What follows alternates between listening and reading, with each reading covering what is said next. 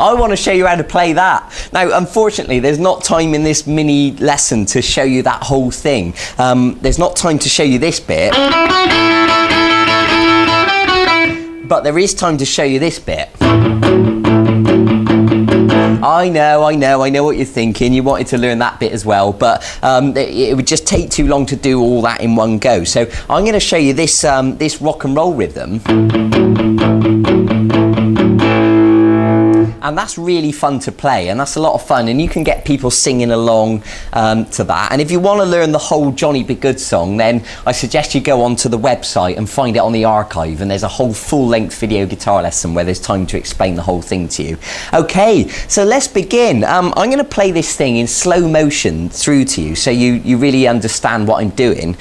So it goes like this. Now, I'll just give you a clue. Keep an eye on my right hand and you'll see that I'm using palm muting to make it sound sort of chunkier, like I explained when we learned how to do power chords. Okay, so let me play it through to you so you can see what I'm doing.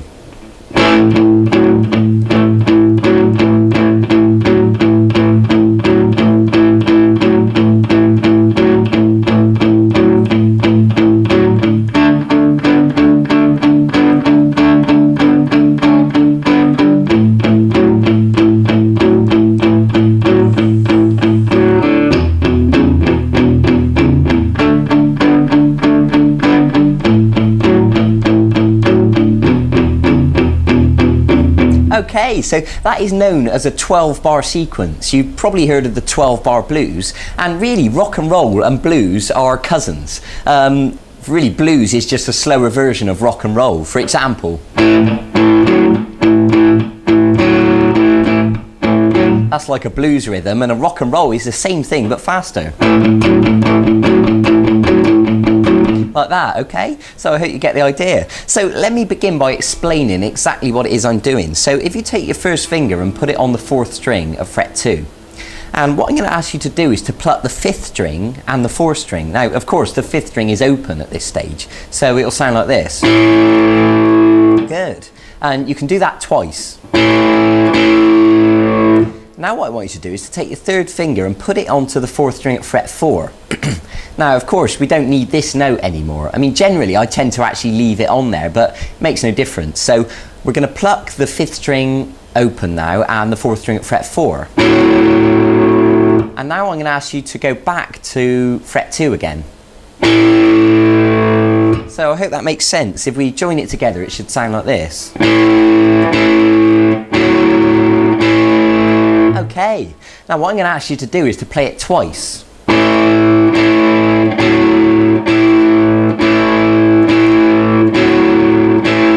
Okay, now listen carefully to me now.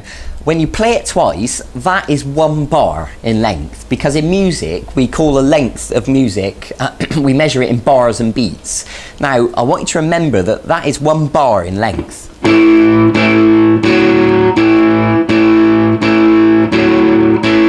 Okay, now here's the thing. I'm going to ask you to play 4 bars, so it should sound like this.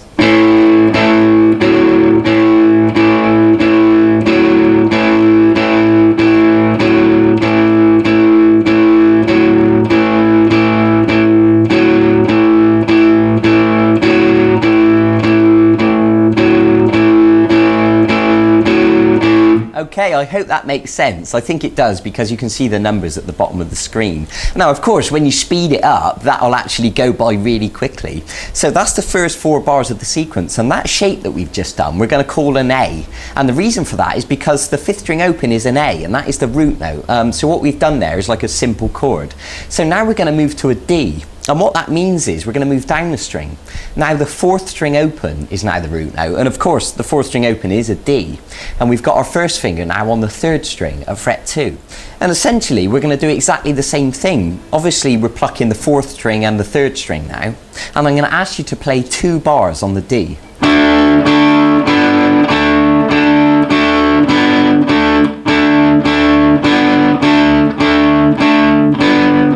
Good. So up to this point we've got 4 bars of A and 4 bars of D. Now we're going to move our finger back again, back to the A. So we're now on the 4th string at fret 2 again, and we're plucking 5th string open and the 4th string.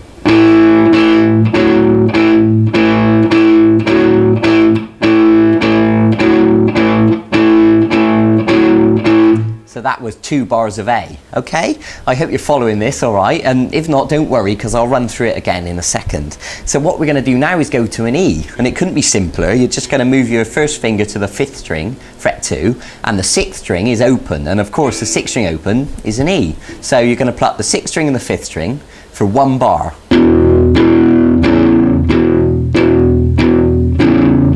Good. I hope you're following this, and of course if you need to pause it and just just catch up, that's absolutely fine, but I'll keep going for the second. We're going to go to the D again now for another bar. So that's the 3rd string at fret 2 and the 4th string open, and now we're going to go back to the A for 1 bar, and then we're going to finish on the E for 1 bar. Okay, now don't worry if you haven't memorised all that straight away, I wouldn't expect you to, but you might have noticed that that adds up to 12 bars. So let me talk you through that again. We got 4 bars of A.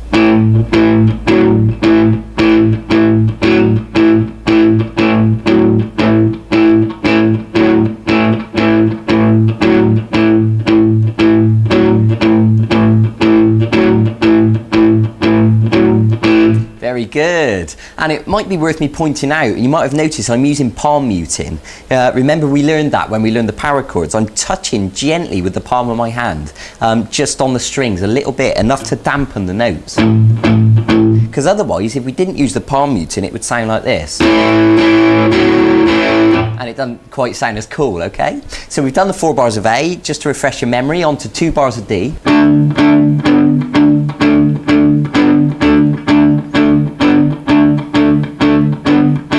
To 2 bars of A.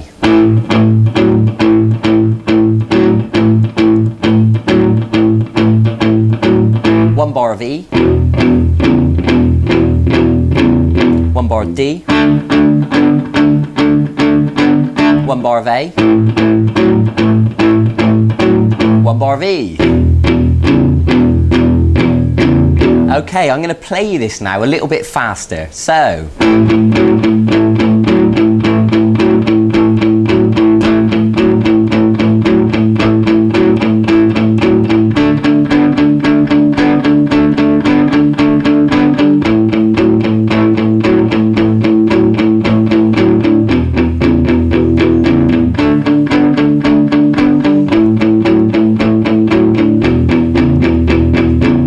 Can see that it sounds really cool once you get it up to that speed. So it's going to take a bit of practice for you to get it like that. You know, don't expect to get it perfect straight away. It took me a lot of time to practice and get it that smooth, okay?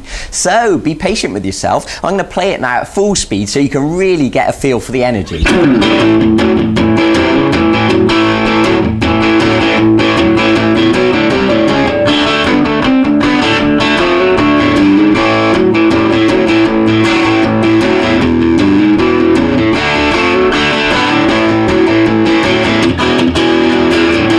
Now, I spiced it up a lot there. I put a lot of extra notes in it to make it sound even more interesting. But, you know, you can work towards that. I want you to start simple, get the hang of that, and then you'll find that once you've got it, everything else will start to flow, and all these other little interesting bits and pieces will start to come together and make sense. So you know what you got to do now. You got to go and practice it and get it nice and smooth. Take your time, be patient, go and get on with it. It'll be worth it in the end. If you want to learn Johnny B. Goode, it's on the website on vguitarlessons.com. Look on the archive and you can learn, you know, all that.